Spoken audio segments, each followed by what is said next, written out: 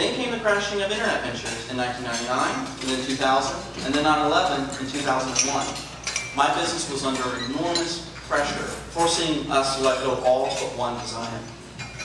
With my business facing closure, competitors already closing their doors, and nothing to fall back on, I just did not know what to do. It was then that a client and friend of mine, who happens to be here today, Lynn Pritchard, brought up the notion of college. I initially laughed because I never thought of going to college. No one in my family has ever gone to college, and I never even knew there was a University of Richmond. I had no clue. But I wasn't about to give up on my vision because I wanted the business to succeed. In 2002, I was enrolled in the University of Richmond and received business scholarships and grants to complete my education, and I was still running my business all through school. Much like today, everyone and everything was hinting that my business just couldn't survive. Again, just like today, the stock markets were affected, billions were lost, and I had to make really tough decisions that affected my business. The funny thing about decisions, though, they have a way of defining ourselves. There comes a time in life when there's nothing else to do but go your own way. Where all of us are going, there are no paths, just our own instincts. You, like I, had to choose success over everything else. Amidst the negative outlooks and forecasts, there is a shining light amidst the darkness, and it is the visions that all of us hold within ourselves. This July, my company will celebrate its 10th anniversary, just days from my 25th birthday. For my business, it's about doing things better, not just faster. It's about reassurance for our clients and building relationships that extend beyond the simple signing of a contract. It's about having a vision that is so visible that it becomes the material of our dreams. A dream that to this day, I have never eloped from. To all here today, I ask, no matter how much noise we hear from the outside, figuratively, never wake up. For if we do not have a clear vision that is passionate enough within us, that guides us not only where to stand, but what to stand for, then we will fall for anything. Because of the times we live in, we just can't sit idly and expect things to happen the way we want them to. We have to act on our visions and make the right things happen. Why?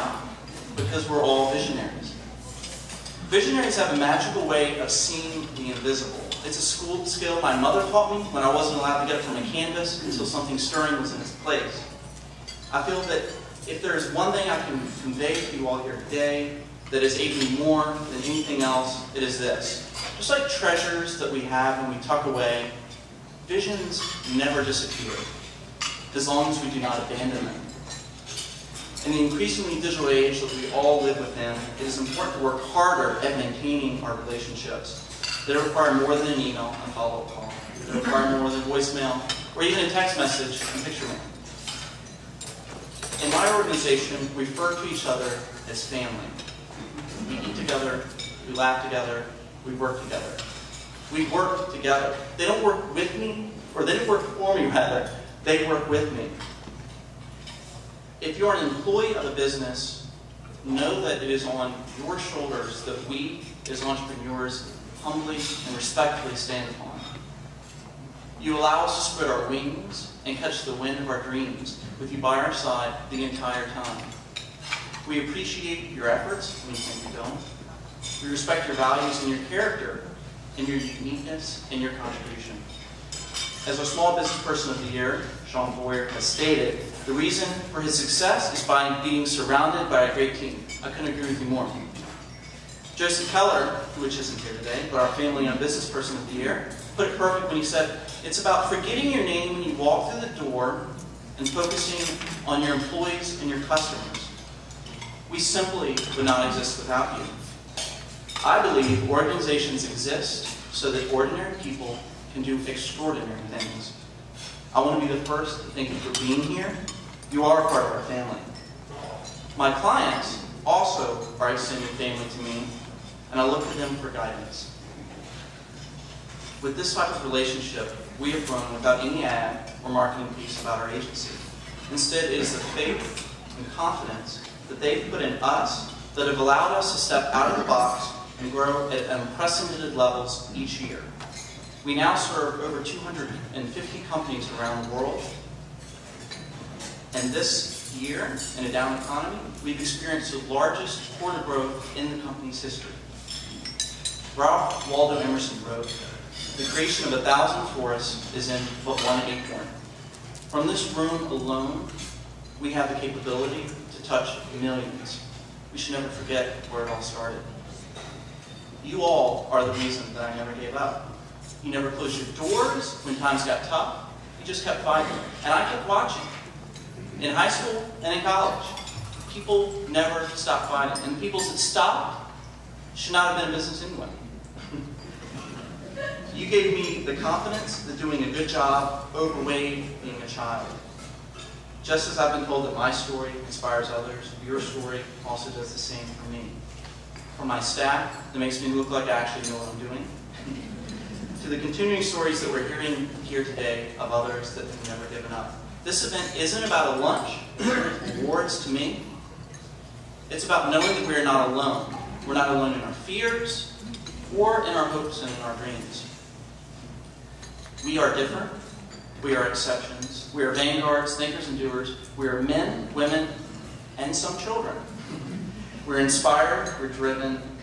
We're leaders. We're together. We're believers in small business. We're foundation layers of the future.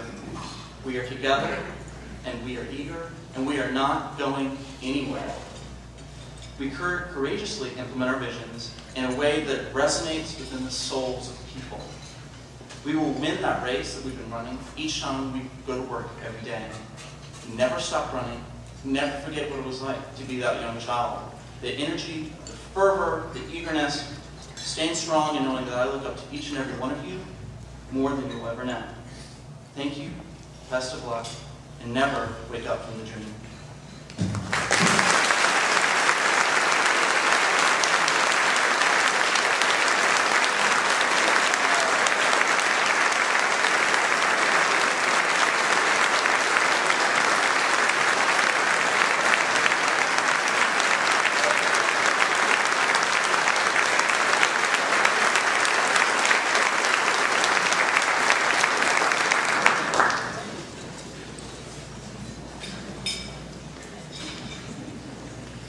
Wow, talking about a motivational story.